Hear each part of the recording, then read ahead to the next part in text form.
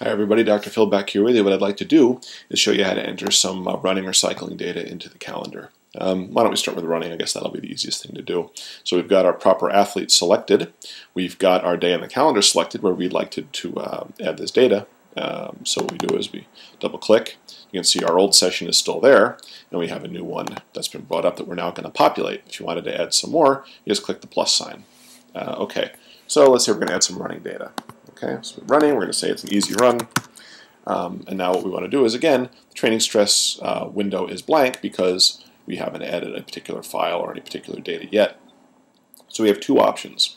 We can go, we can just add some data by searching for a file, or we can do a download. Downloading, you have two options. You can download from a Garmin 205 or a 305. These are the older units some athletes still use, and they plug in by a USB cable. Your other option is to download from one of the other Garmin units. Now, the wireless units download automatically to a particular file folder on your computer. RaySafe is going to help you get those.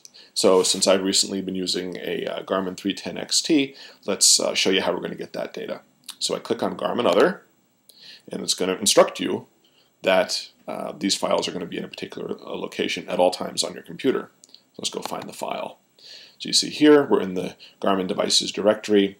This is the unique ID number that's assigned to my particular GPS. That's automatically done by Garmin. You don't have to worry about it unless you have more than one. Then you'll have to make sure you go into the right folder. Okay, so if you go into the history folder, you see there are all your TCX files. Okay, so let's just pretend this is the right one. It's not the correct date, obviously, but we're just going to use it for the sake of argument. Okay, and kaboom, it's brought in for you. So now if you wanted to read a little bit about this workout, say the details, you can click on the Detail tab.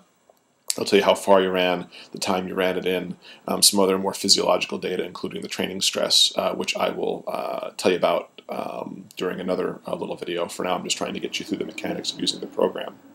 You can also look at a graph that'll show you how your run went along in terms of the actual power you generated using a model that we've developed. But if you'd rather just think about it in terms of pace, you can click that and it'll show you the pace you ran.